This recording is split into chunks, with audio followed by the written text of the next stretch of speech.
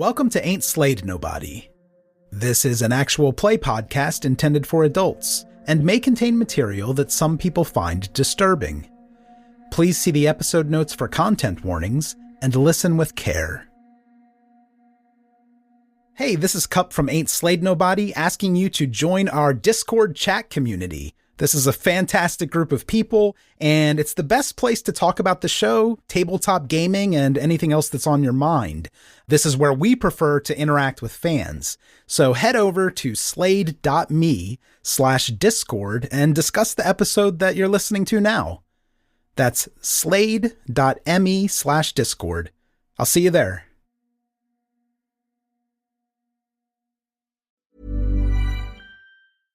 You know what I keep seeing online? People finishing college degrees way faster than you'd expect, like months instead of years. And it hit me. Most people get stuck because they need a faster way to make progress. That's what Study.com is built for. Online college courses on your schedule, at your own pace, on your phone or your laptop, with hundreds of courses that transfer to more than 2,000 colleges and universities. So instead of putting life on hold, join the thousands of students earning their degrees faster and for less at just $95 a month. Go to study.com/podcast to start earning college credit and get 10% off your first month. That's study.com/podcast. We are back with a day phase. If you didn't get a chance to last time, you can adjust your Dawn questions if you'd like to change your role-playing focus for this cycle. And I think in the final tradition of Hargrave House, a few days have passed where you all haven't been talking to each other after the incredibly harrowing and awkward events of the previous phase. Most significantly, the destruction of Mr. Kessler. Mr. Melmoth encountered the botanist, and even though I didn't make this a clue, I'm going to memorialize that moment by giving you a clue for the Emerald Orchid, which is essentially that you now know that the Emerald Orchid is this hive mind. It is this like connected hive mind consciousness. And so you can make that a clue. And you also have, I believe I gave you a special condition or something as well related to that. Yes, you gave me a condition of touched by the green orchid, but you also put a connection to the green orchid hive mind in my personal quarters. Well, before we introduce a brand new threat, why don't we go ahead and wrap up some narrative things from last time? I know we have repairs made to the Selkie's pelt. I know that we are going to further see the yellow orchid degrade. Whoever wants to begin, please do. Yeah, I'll go ahead. It's ironic because this also happened in the theater, but the move when there was the usher, who got kind of, what would be the words? Not exsanguinated, although I guess there's water in your blood, so maybe. Yeah. Dehydrated. The dehydrated usher. Desiccated, yeah. Desiccated, yeah. Desiccated. That experience allowed her to be able to repair the pelt because Moyra began, in the days that followed, luring men that were like overly forward towards her to alleyways and absorbing their essence or whatever we want to call it and collecting it and bringing it back to Hargrave House. She has this almost like a little aquarium tub thing that she's just soaking her pelt in. Amazing. That's quite a heel turn, Ms. Ennis. So we've got a flesh terrarium and a soul terrarium in the house. Fantastic. Mr. Melmoth? Yes, with the change to the masterwork. The play has always been The Yellow Orchid, ever since it was written by Charles Beauchamp all those years ago. That's been the title of the play. The Yellow Orchid is a motif that has gone right through the play. Now, however, it's the green orchid, because of course it is. Fantastic. A brand new threat for this day phase. It's actually what we call a side threat. It does not count towards the number of active threats, so it can exist alongside 3 or more active threats. And it's not as dangerous as a regular threat. In fact, this one presents no danger whatsoever. It's called the Reaver's Last Victim. Years ago, a former member of Hargrave House was captured and executed after it was discovered that he was the legendary serial killer Roger the Reaver. A shadow was lifted off of London back then, but some of its darkness remains to this day. The remains of his last victim, Anton Farrow, were never found. Every year, on the day of his death, one of Anton's family members has come to Hargrave House to lay down a bouquet of flowers, lacking a better place to do so. However, this year, they knocked on the door. When you opened the door, a middle-aged man, William Farrow, stood before you saying, "You know, my mother, Anton's mother, she's gotten really sick. She's old. Life has taken a lot out of her. I don't think she has much time left. I just wish she could know that Anton found some peace before she dies. You're supposed to be so good at this kind of stuff. How come none of you ever found him, huh? I guess you would have to care." After delivering his speech, he placed the flowers on the ground and left. I'm going to pose this question to the member of Hargrave House who's been there the longest, and I believe that is Mr. Melmoth. You have known Roger personally while you both worked at Hargrave House. You knew what he was doing long before he was caught. Why did you never do anything about it? Why would I? Honestly, Hargrave House is here to deal with supernatural threats to London, to deal with strange threats. And Roger was just a very ordinary threat. As also, he did on occasion let me photograph his victims, and that was always interesting. Well, you have a question here if you want to help the Farrows. It is, where are the remains of Anton Farrow hidden?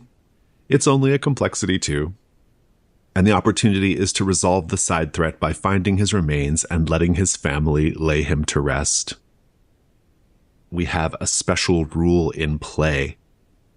The information move is not available when investigating this side threat. Rather, once per day, whenever the hunters take the time to do so, you can narrate a short scene where you visit one of the crime scenes of Roger the Reaver, talk to relatives of the victims, go through official records, or do similar work. You then name and describe one of the victims as part of this. You will find a clue. You'll tell me what the clue is. As always, with player-generated clues, it cannot conclusively answer the question. So essentially, you just give us a little montage of you following up on the Roger the Reaver case. There is also an aspect of the Janus Mask available called the Mask of Apathy. Each hunter narrates a flashback to a time they were hurt deeply and no one cared. Ooh. Wow, I think that'll probably be the easiest one for every one of us to do. Indeed.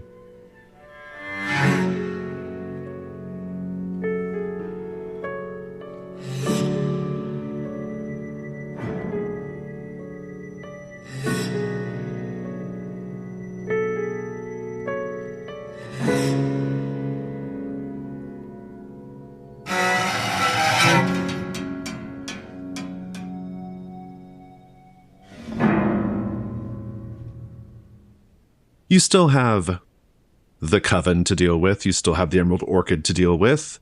And so let's go around the table in our day phase, find out what everyone's interested in doing today. I will start with Mr. Quiet.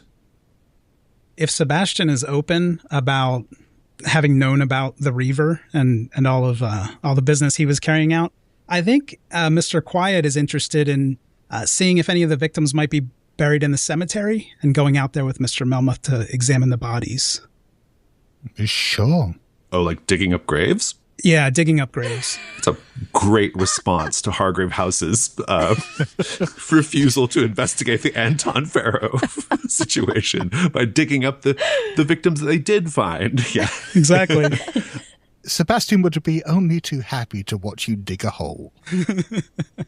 That could be, well, it's doable, and we'll see how it goes. Especially if you maybe use your newfound connections in Scotland Yard to assist. They might be able to help you officially. Take a look.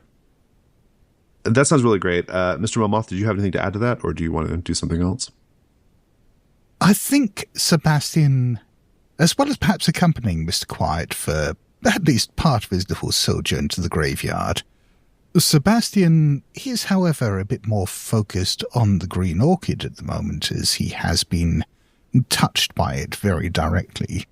I think he may just take the opportunity of being somewhere like a graveyard where he's surrounded by nature and plants and so on, to commune with it and try to learn a bit more. I love that. All right, bring your camera. And Ms. Archer and Ms. Innes, I feel like we are owed a vulnerable move scene between the two of you. Why? Did something happen? Indeed. It has been a couple of days. Neither of you have said anything to the other. If you're both into that, I just need one of you to tell me where this scene is taking place, whose vice is in play, and frame it up. Yeah, let's see, what's your vice? Confessing sins, which well tends to be an easier. In this instance, I think it's automatic. Yeah.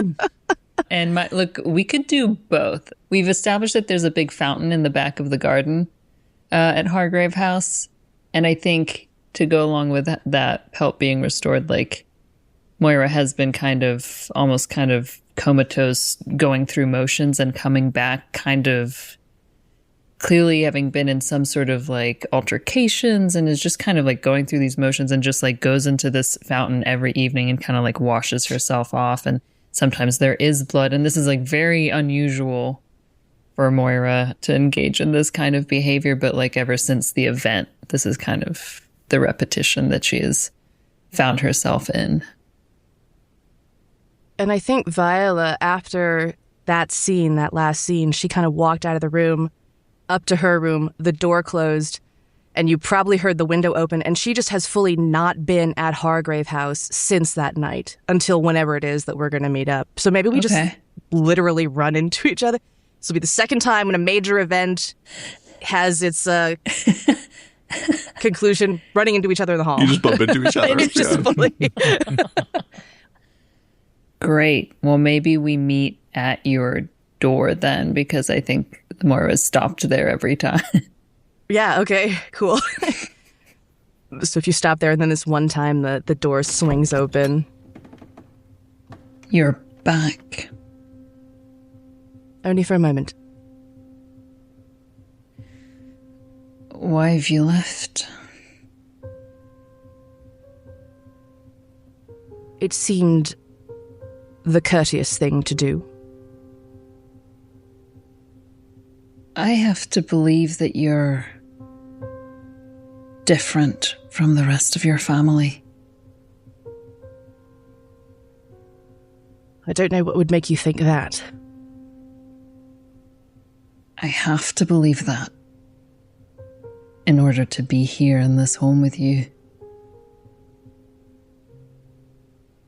I think you see Viola's shoulders drop a little, and that very kind of tightly controlled, everything's a joke, like take nothing seriously kind of face that she always wears just kind of disappears for a moment. And I think that she looks different, like she maybe even just looks a little like younger to you all of a sudden. And she says, I was so sure that he could not be turned back.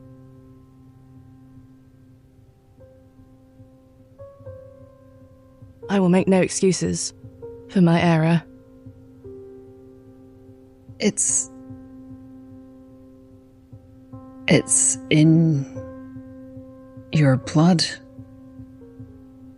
It's in your family, whether or not you see eye to eye with it. You don't speak of their name with praise, in my experience. In my experience, there has been nothing really to praise. It's not your... Moyra, I am... Oh. Please, just let me say this. I am so deeply sorry for the pain that I've caused you. I know how challenging it can be to lose someone who is one of the few who understands you. I'm sorry. I think then she kind of like exhales deeply, but you can see that mask go right back on. Well, I hold no expectation about forgiveness or even your accepting this apology. And I completely understand any desires for vengeance that you may harbor. It wouldn't truly feel like vengeance if you were seeking it out, now would it?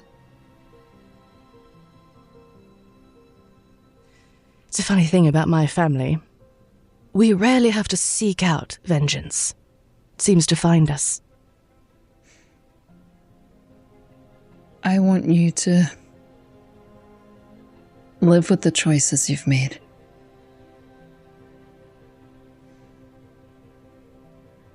But I am no stranger to this feeling. Not that you would be aware of that, but this is nothing new to me. It doesn't make it easy, unfortunately. I thought it might start getting easier, and it had been a long time since I've had to feel this again, but how funny that it should be by your hands. How funny, Miss Archer.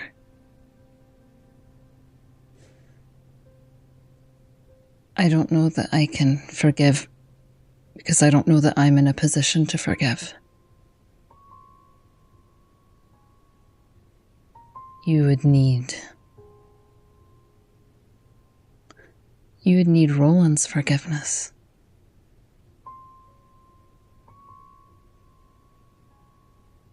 Well, I will not hold my breath that shall be given.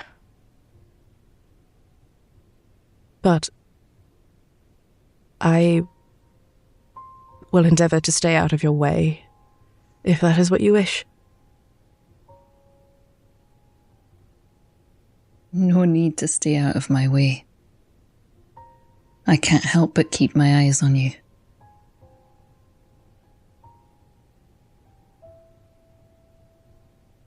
Good night, Miss Archer. Miseries. As you're walking away. Why is it especially funny that it is me?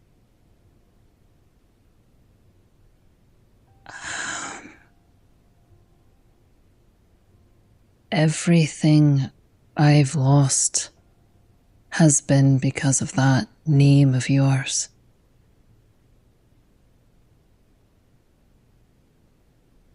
The weight of that lands on Viola, and I don't think that she needs to ask any more questions, because it's just like there's one way that could have happened. Yeah, and I feel like it's like, Moyra was walking away and it was like, I didn't turn around, right? It was like the back is still to you, and after she says that, she continues and exits. Terrific scene. Let's check in with the move. So Ms. Innes, you can almost certainly clear Marked by the Cursed. And Ms. Archer, do you feel unbound currently? Or but that's my good one. That's my I get to use that one for good. Oh, very well. Do you want to make a case for the ribs not bothering you as much? Honestly, just that it's been a couple of days that have passed. Yeah. You're probably still very sore, but it's not bothering you to where it hinders you. And honestly, I feel like this pain is a way that Viola uses to justify her shitty, terrible actions. So. Oh, I like that. That's a deeper examination. I'm into it. Yeah, you can clear that. And since you both decided to end the scene, I'm going to say that you can stumble on a clue here. And so together as players, just come up with what that clue is for which threat. Let's talk about the moral decay of London. Despite Queen Victoria's best efforts, this city is rotten to the core. It has a particularly flagging relationship, we'll say, to the concept of the sanctity of life. For example, in the morning newspaper, perhaps as you're walking to the cemetery, you'll see an obituary. It is cramped into a tiny corner of the page, most of the space being taken up by advertisements. Another example. They still sell a very popular penny dreadful that is a lurid fictionalization of the Reaver murders. It turns Roger into a sort of dark anti-hero. His victims are not even named in the penny dreadful. An old dead man is being carried out of his home. On one side of the street, his family and neighbors mourn in silence. On the other side, drunken men sing a raunchy song in front of a bar. We just don't respect the dead in this city. So let's go dig up graves. I think that's a wonderful idea. Mr. Quiet, I'm going to ask you to define a clue in montage at the conclusion of this scene, and so be thinking of what that looks like. Mm-hmm. Mr. Melmoth, though, when you arrive at the cemetery, what do you do? Well, I think what I'd like to do is shoehorn a vulnerable scene into this as well with Mr. Quiet, because I am racking up the conditions. Sebastian is sitting there watching as Mr. Quiet is digging up this grave. He's sitting on a nearby tombstone, and he's got a bottle of green liqueur with him, and in a crystal decanter that he's just brought with him, and is sitting there. He's not so gauche as to drink it out of the carafe, so he has brought a little crystal tumbler with him as well, just one. And as Mr. Quiet works away, he's pouring himself the occasional drink, and sitting there going through some of the photographs that he took of Roger's work, and just examining the corpses of his victims, or at least the handful that Sebastian was allowed to photograph. And he just looks over at Mr. Quiet and says, what was the name of the chap you're digging up again? He has no idea, so he's going to check the headstone. It looks like William. And Sebastian turns the pictures over and looks at the names scrawled on the back of some of them, and says, no, I don't think I ever met him. How many did you photograph? Only 4. And you're sure this Pettigrew fellow's going to come help us dig? Oh, I'm sure he'll be along any moment. Splendid. His hands are like covered in dirt. I'm imagining Lenore sitting on the edge of this now open grave that he's kind of trying to dig into until he finds a coffin. Yeah, he's going to work alone while Sebastian admires his photography. Am I the only one who thinks that Lenore is something of a narrative jump scare every time Cup mentions her? Yeah. Like, I never think of Lenore until she's there. Her hands are dirty as well. Fabulous. Okay, so, well, let's keep going with this vulnerable move. I'm really into this. I think it might be helpful for listeners especially to review the conditions that you have and maybe what you might want to try to angle towards clearing. Mr. Quiet has none. But Mr. Melmoth, you have Touched by the Green Orchid and A Taste of Salt Water.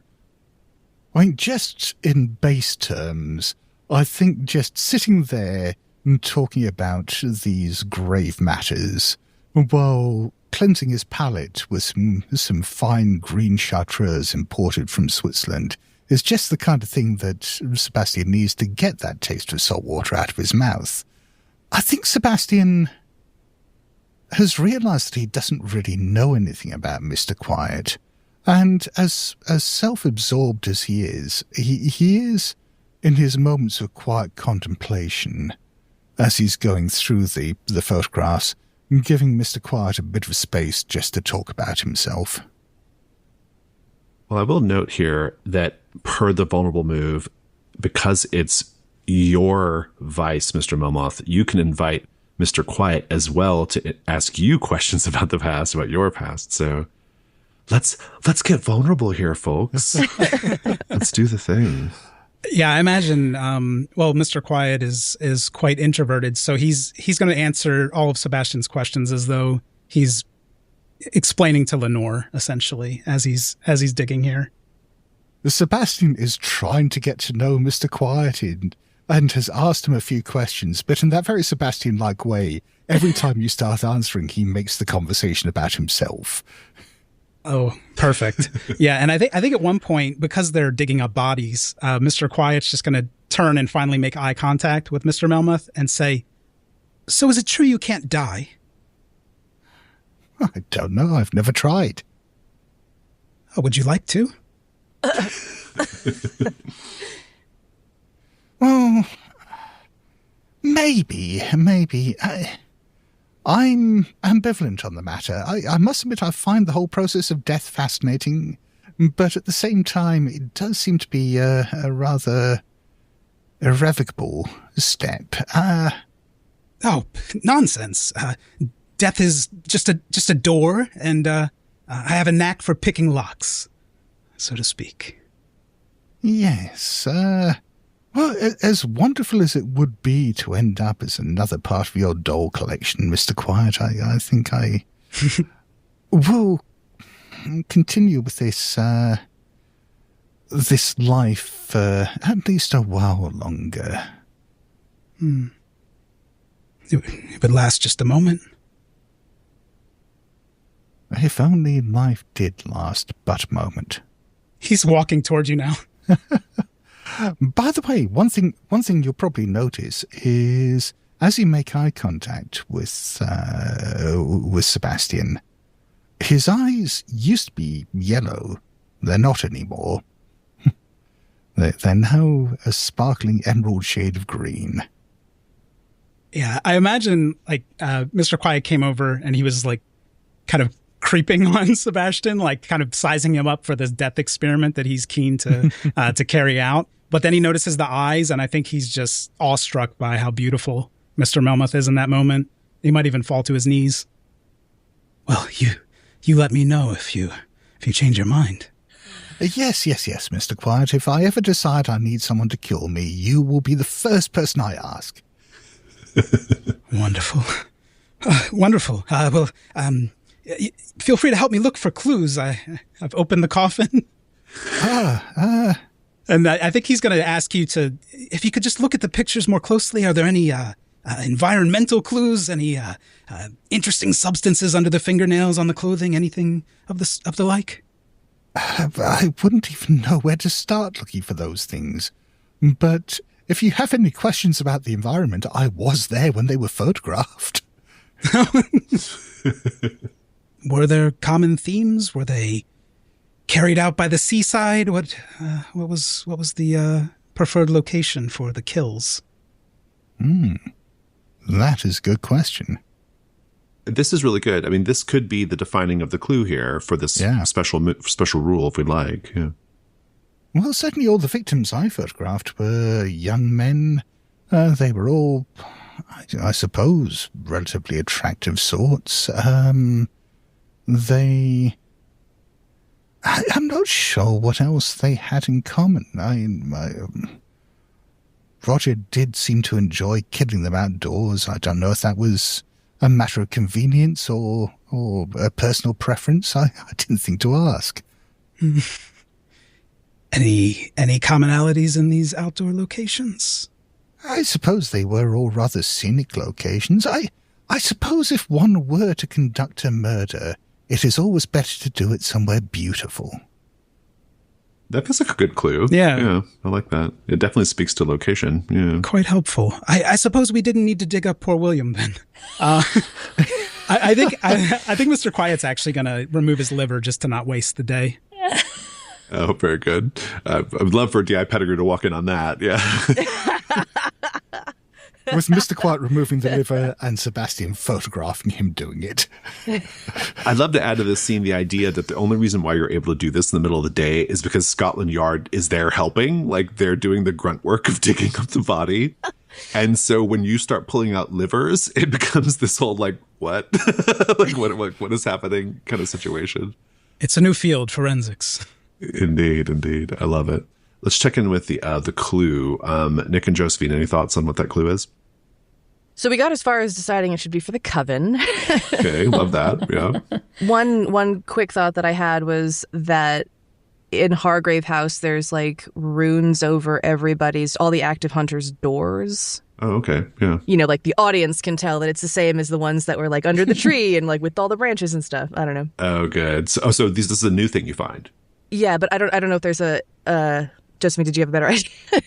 Well, we established that there are these dolls of each of us, right? Yes. I don't think your characters are aware of that, but that's certainly something we can work into the clue here. Yeah. I think it's like the idea of like, we're talking, you know, because I'm trying to also relate it to like what we were just doing, the idea that we've stumbled upon it. So it's like, I was talking about like keeping an eye on Miss Archer, or like that I'm always watching, and then having this like feeling like someone's watching us suddenly. What if you just find one of the porcelain dolls? Maybe the one that has the blindfold tied over the eyes. That could be kind of fun, or something like that. Is there anything to finding Mr. Kessler's doll? Oh, I love it. Perfect. That's really, really good. Yeah. Was it just in the hall with us? Did we also run into little cowboy doll? Yeah. Maybe where his body was found. Oh my God. Oh, that's good. Yeah, that's good. Mr. Melmoth, you did say that you wanted to try to get in touch with the flora in the cemetery. How are you going to do that? Sebastian has brought one of the green orchids with him.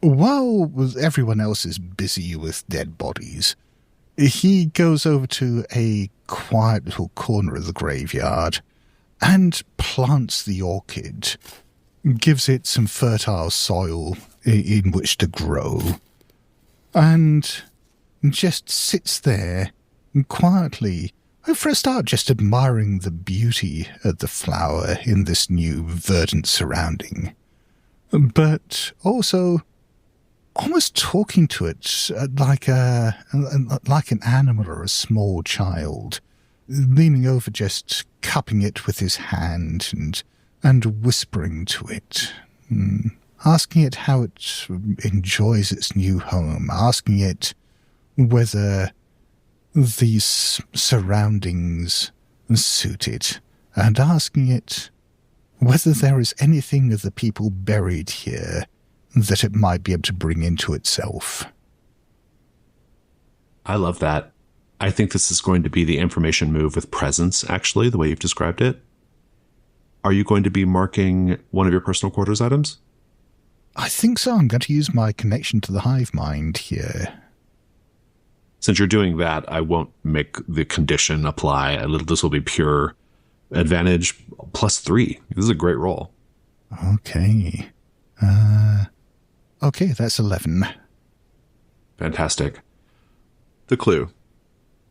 As you are tending to the emerald orchid, whispering to it, here in this grave, or near a grave, a pair of hummingbirds fly in.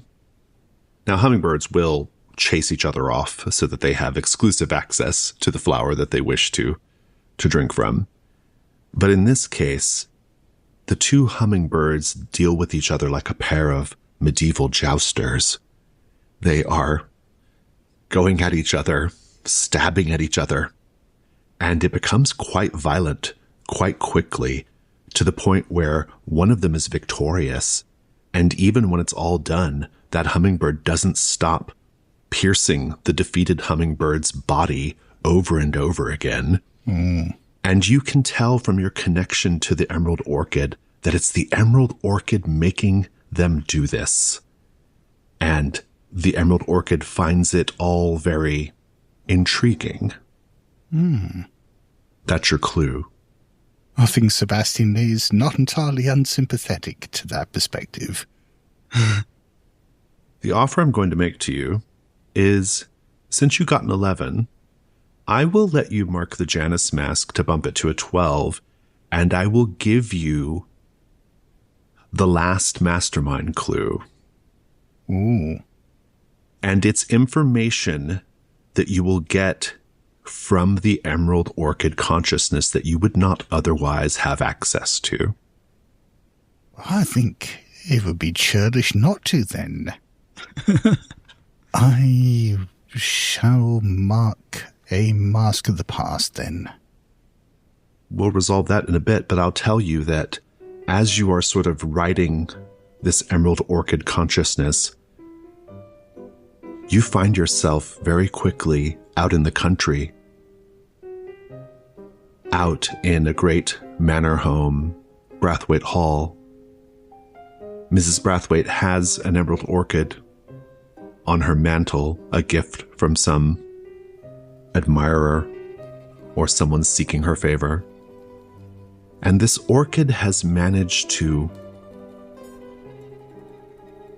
creep its little tendrils here and there in the room, deposit its seeds here and there, allowing it to look around Brathwaite Hall, allowing you to look around Brathwaite Hall.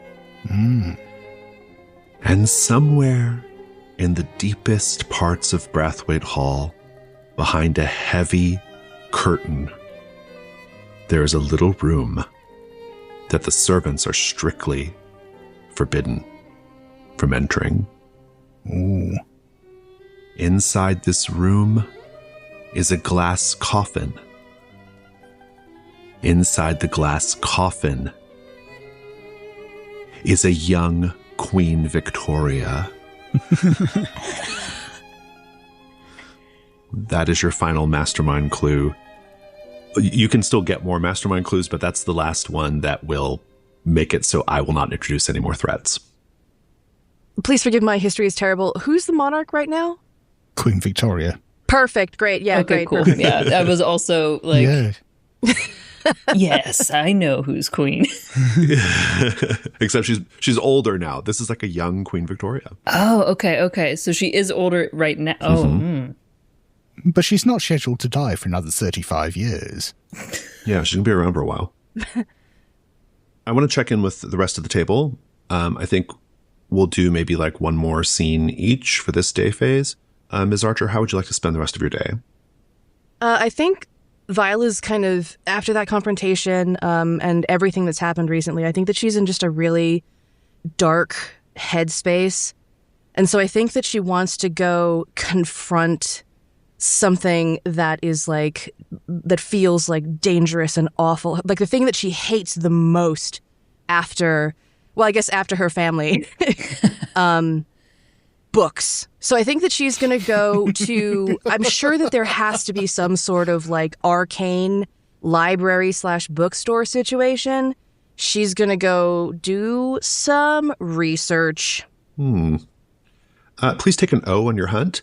That's very O behavior. And I like that. Let's play a little game. This is how I name taverns when I run fantasy games. We're going to do the same thing for naming this bookshop. Cool.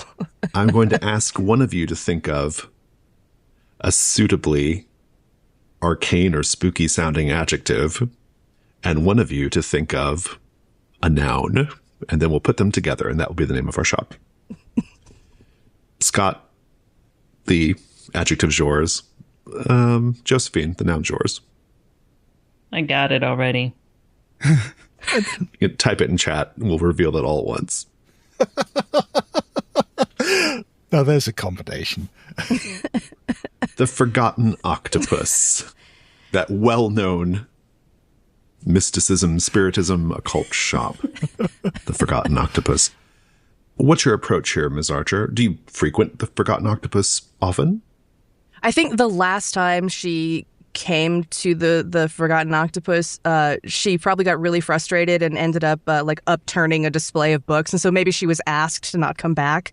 So I think she's coming in a little bit, a little bit contrite, The shopkeep is a balding, rotund little man with tiny little glasses on the end of his nose.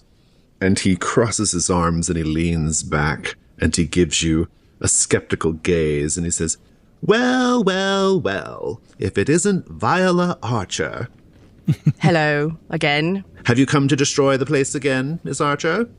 On the contrary, I have come around and have now learned the true value of knowledge and the written word. And learned to read, have we? Splendid. Yes. Well, how can I direct your literary mind? Today, I think I would like to learn about ritual and common methods of summoning or control. And he leans back and he twiddles his thumbs as he thinks. And he says, yes, I suppose there might be something in my collection. But I have to ask, what is this all about? There's a split second that she's able to stop herself before saying, none of your fucking business. But I think that instead she goes, well, it would seem that my organization has come under threat from some powerful spell workers, and I would like to know a little more about what we're up against. Oh, you mean Hargrave House? Yes. Indeed. Oh, I would love to take a little tour of Hargrave House's library. Oh, indeed. I'm sure that could be arranged. Actually, I don't know if you are familiar with our Mr. Melmoth, but he is quite versed in the history of Hargrave House, and I'm sure would love to give you a tour. She's thinking about how this guy's going to end up living under the thrall of Sebastian in the house. I love it. Let's do the information move with composure, actually. Sure. Okay. Well out of her wheelhouse. That is an 11. Oh, good. He'll be very helpful then. I need to give this guy a name. We shall name him Regulus. Ooh. Mr. Quiet, how do you spend the rest of your day?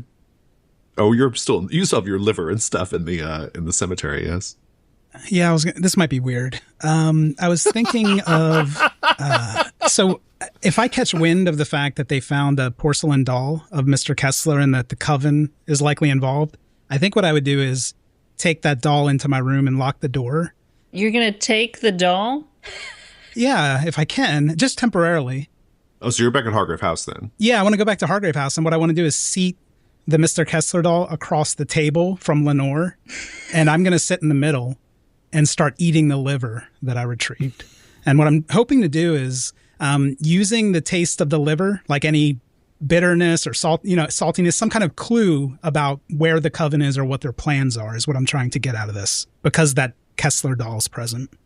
It's all incredibly normal behavior. But Moira's definitely okay, but you have to give him back. Yes, of course. I'm just going to find out where he came from and what they're up to, whoever put it here. It's an investigation. Don't hurt him. He's got a look of hunger in his eyes. She gives the little doll a little kiss on the head and hands it to you. Fantastic. Rites of Salt and Smoke then? I think so. Maybe to make it more interesting, I've set up this little table, not in my locked room, but in my new ritual space. Yeah, I was going to ask about that. That's where the orb was and what did you call them? That congregation of? The Court of Wolves. The Court of Wolves, yeah. The ritual chamber, which was previously an arcane prison of Hargrave House. The ritual chamber moved, just for listeners. You have prepared one of the rooms in Hargrave House to be a ritual chamber. During the night phase, presence and sensitivity scores are increased by 1 while in the chamber, no maximum. Anyone who benefits from this takes the following condition, tainted. I do like the idea if you want to set this up for the next night phase, I think that would be great. Yeah, well, I think he's just there for color right now, but I can use rites of salt and smoke to actually perform this kind of mini ritual of eating and gauging reactions of both Lenore and the Kessler doll.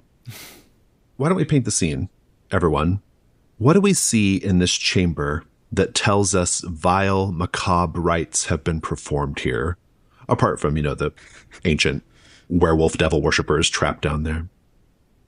Each of the bodies has runes carved into exposed areas of flesh in various stages of healing. So it looks like this has been done like multiple times, but not all at the same time.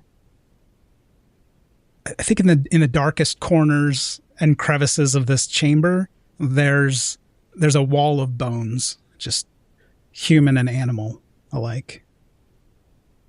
The darkness down here is particularly cloying, so much so that even lanterns and candles just don't cast as much light as they really should.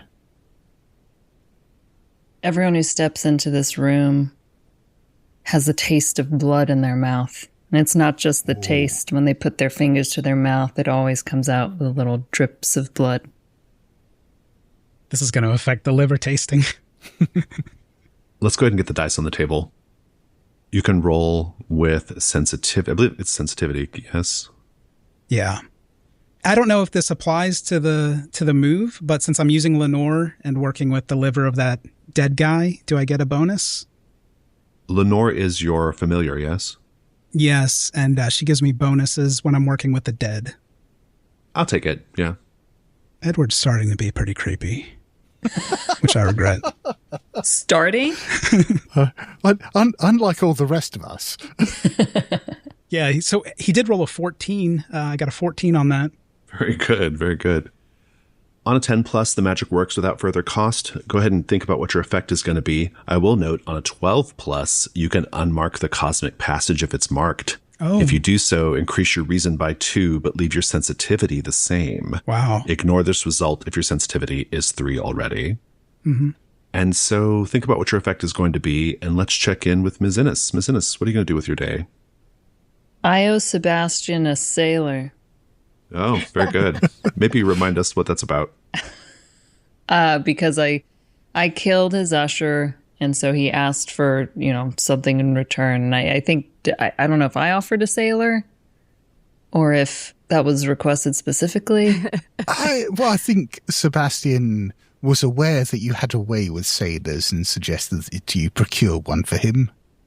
Yeah, so I need to get on that. But I was wondering if maybe hanging out by the docks, I might be hanging out in the general vicinity of where the Coven's boat is as well. Not too close, obviously. I can't get too close. Oh, yes. Yeah. Pick up hints and things as I'm perusing sailors. Well, and you'll know about that boat, too, because it was a news item. Okay.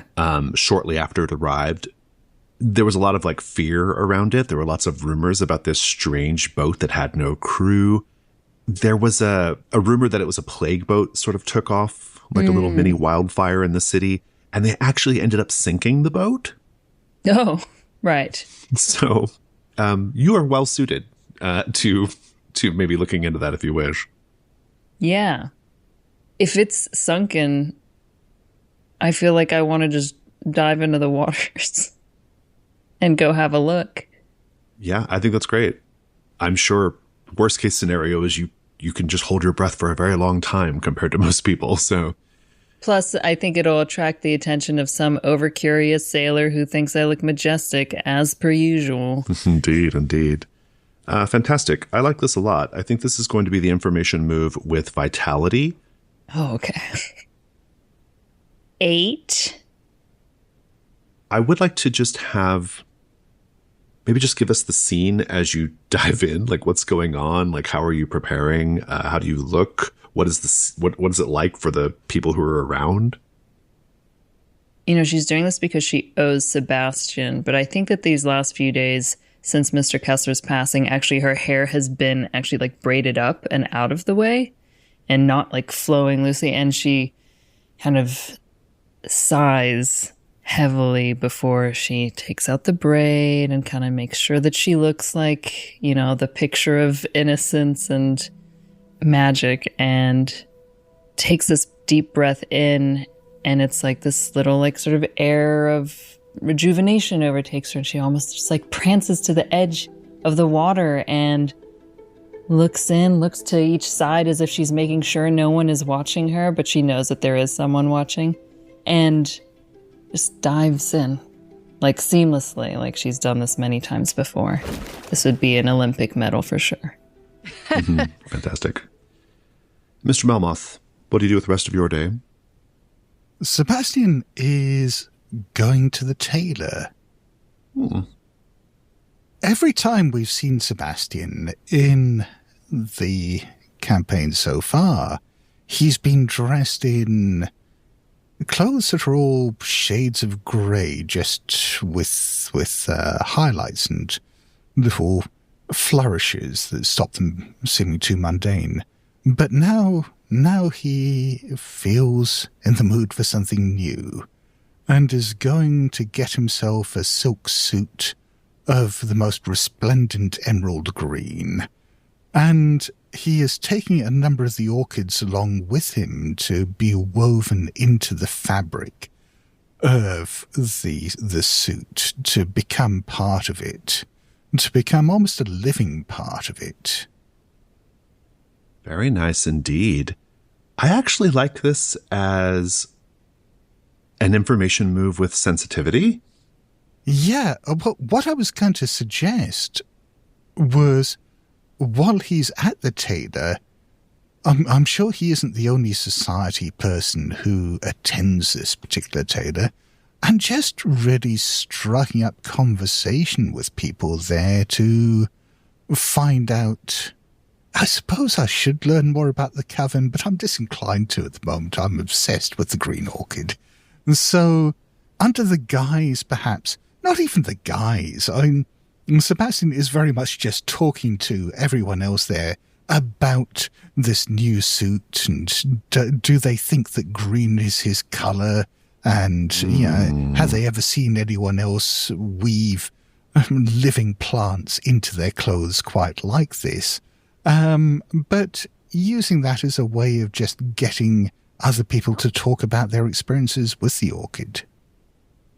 Fantastic. We'll do presents instead.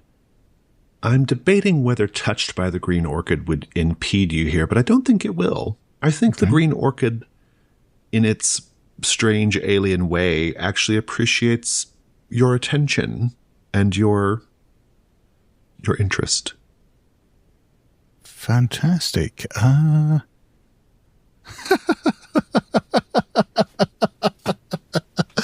So once again, with my 90% chance of success, I've rolled a 6. Naturally. Good. Oh, I like where this is going to go. Oh, no. We'll come back to this in a moment. I think perhaps we should start in the Bronze Age. What do you say, Ms. Archer? Oh, you are the expert. I will follow your lead. Very good. You can help me. And he starts pointing out books at a high shelf for you to get down. Okay. She's still Viola, so I think she'll climb instead of getting a ladder or whatever a normal person would do, she'll deftly climb the bookshelves and start dropping the books down to him. Oh, here you go. One more. This one too. Here. Okay. And he's sort of scampering about trying to catch the books and doing a terrible job of it. They're just kind of flopping down to the ground and bouncing off of him. And he says, yes, well, do you read the Bible, Miss Archer? Something tells me you do not. Well spotted. Well assumed. I do not read the Bible. Well, I'm not a fan of fiction. Some people say the Bible is, well, not just a historical record, not a holy book, but it is in fact,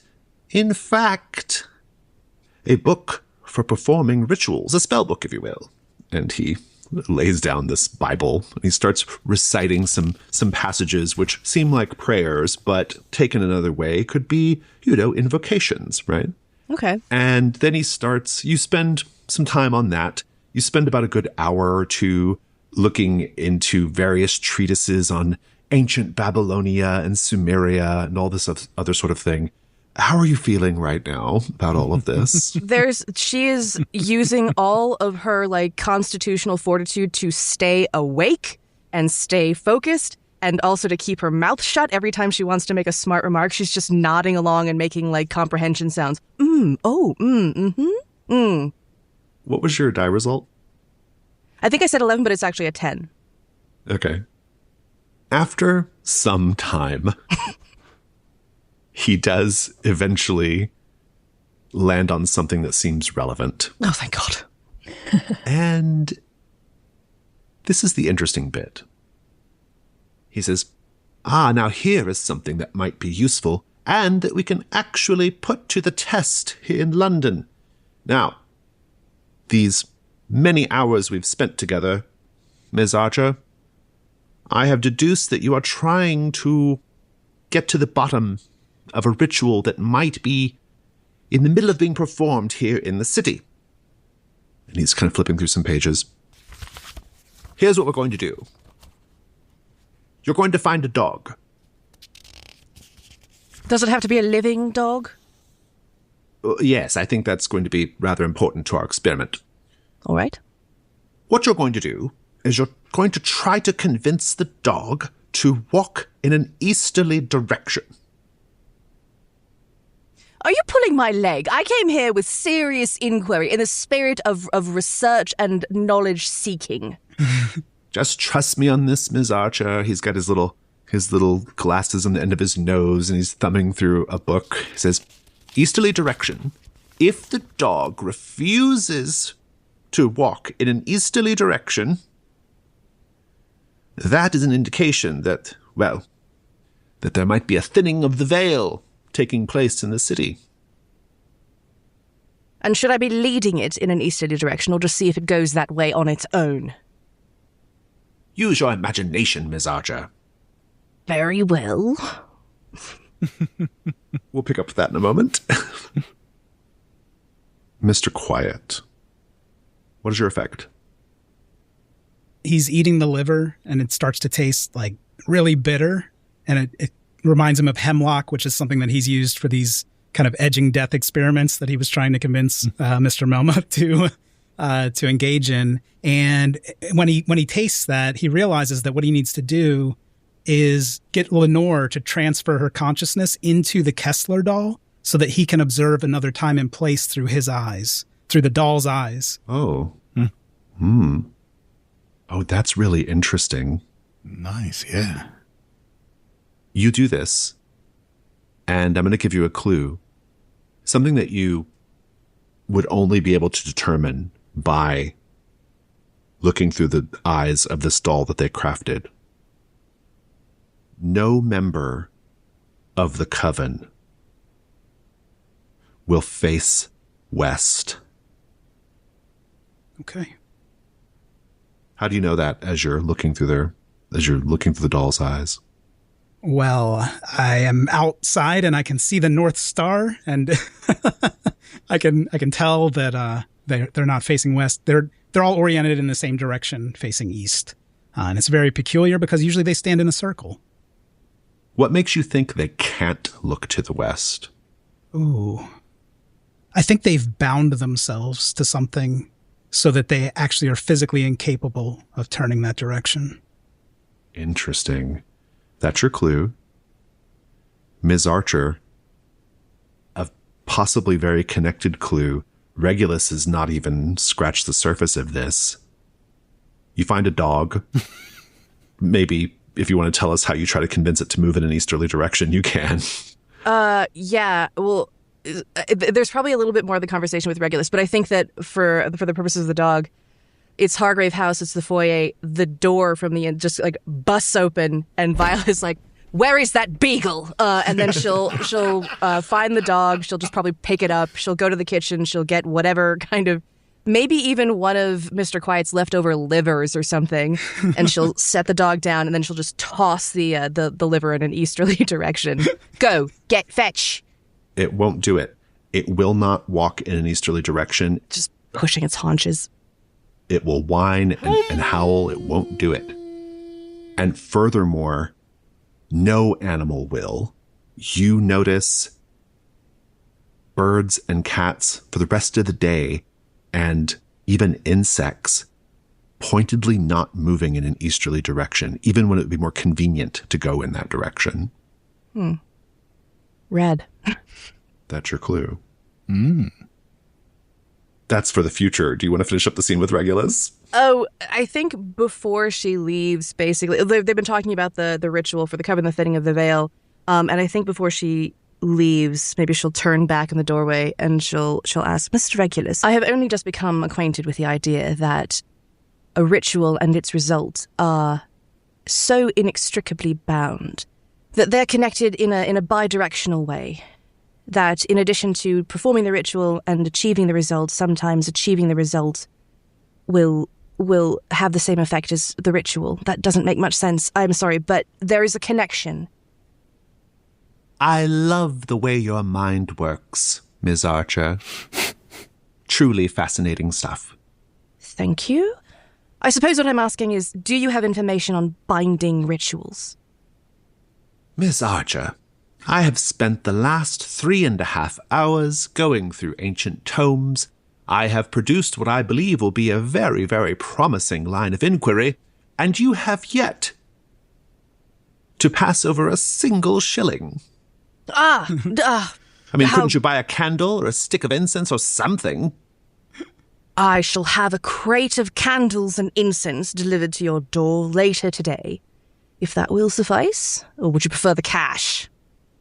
Just to back up, you said to deliver to his door. Did you mean to Hargrave House's door? Oh, I think she wasn't listening. To his, yeah, she's like offering to give it to him. Yes, I'll give you it, whatever you like, whatever you need. No. Just you purchase something. Make this worth my time. Oh, from you? Yes, of course.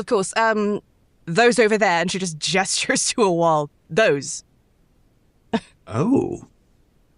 Well, those tapestries are quite old, Miss Archer, and very valuable.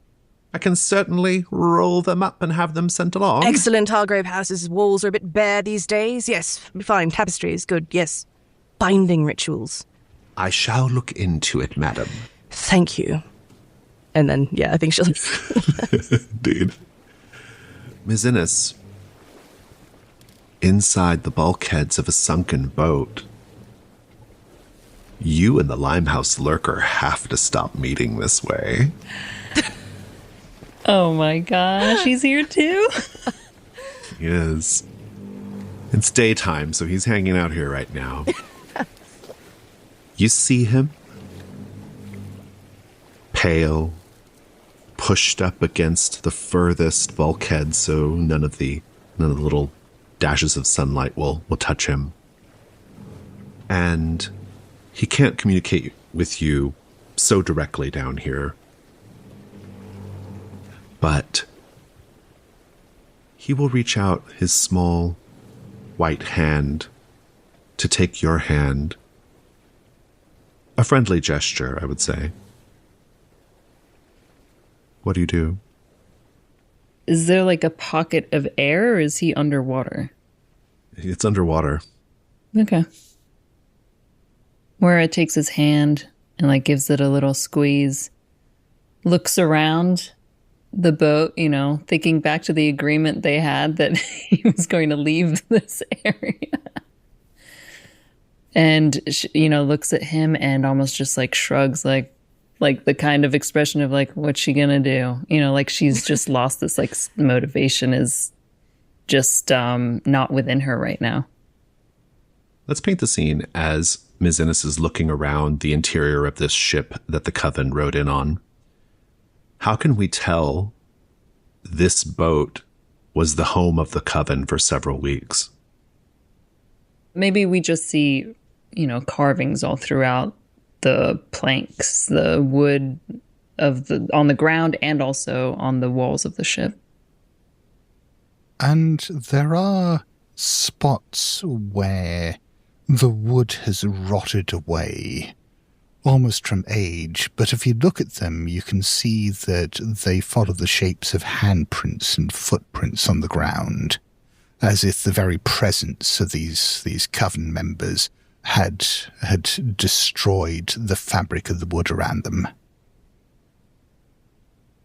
I think there's probably, in addition to the carvings of like the runes and stuff, there's also certain things kind of written in blood, and off in some, I guess now floating above some corner of the boat, there are a bunch of animals that were clearly drained of their blood, but they're in like almost like a timeline of decomposition, like showing that some were killed much earlier than others.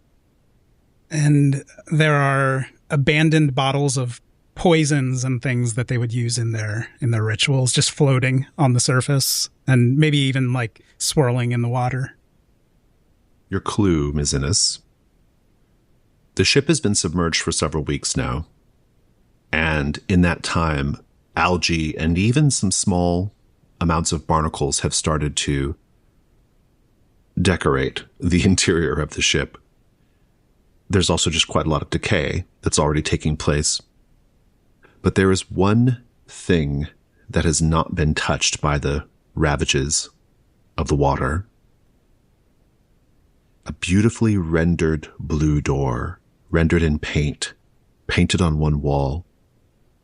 Untouched by algae, untouched by rot or decay. That's your clue.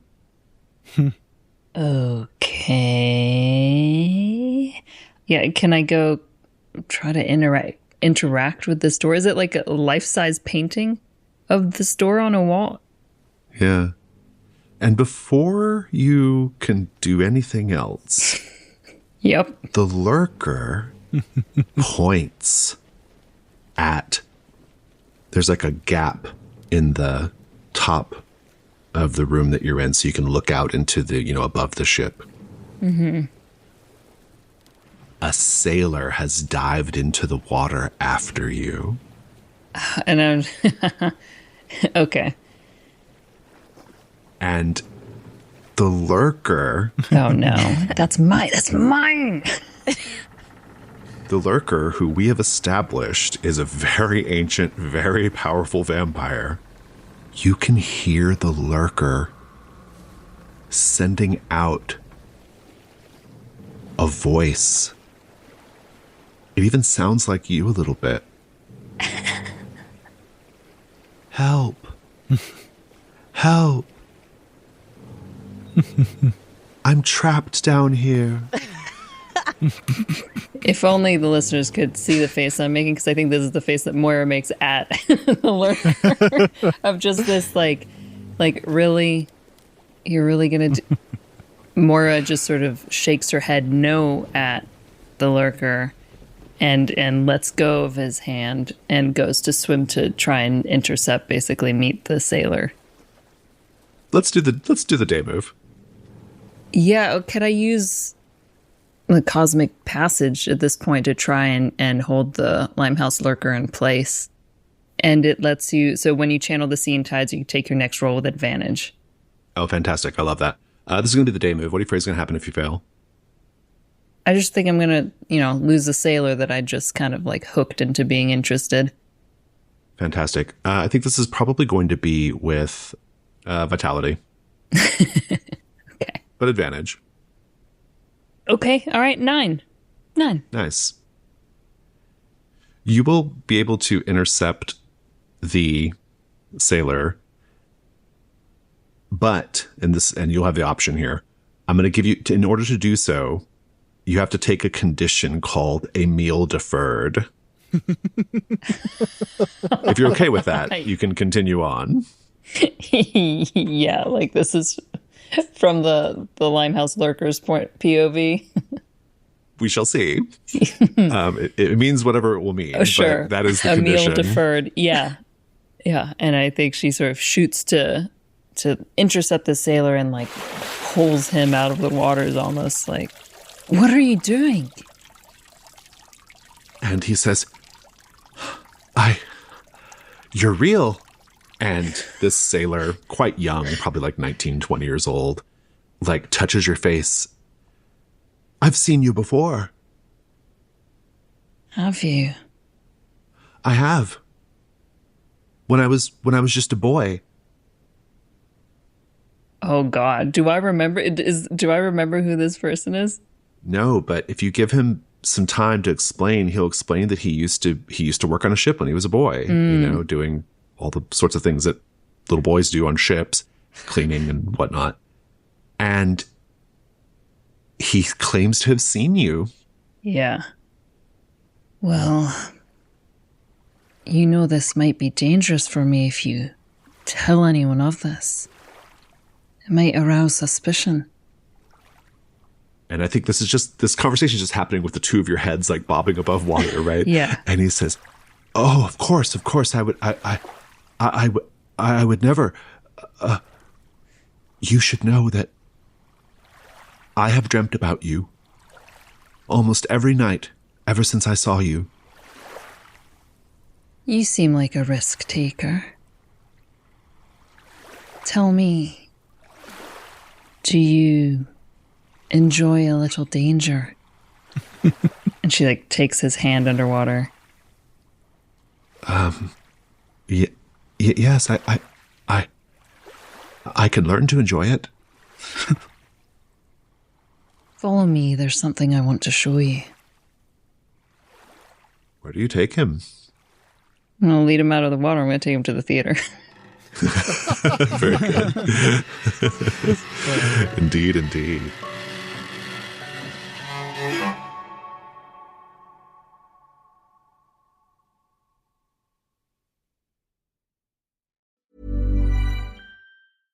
You know what I keep seeing online? People finishing college degrees way faster than you'd expect, like months instead of years. And it hit me. Most people get stuck because they need a faster way to make progress.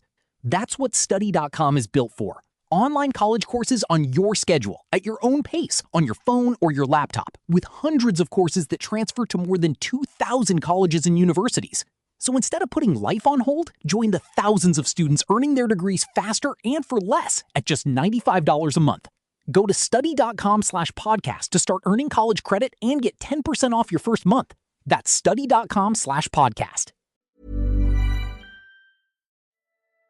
Thank you for listening to Ain't Slayed Nobody. For ad-free episodes, lots of bonus content, and special programming, please join our wolf pack at patreon.com/ain'tslayed. Nothing helps the show more than becoming a subscriber.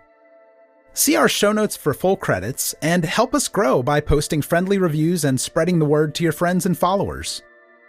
Thank you, and good luck out there.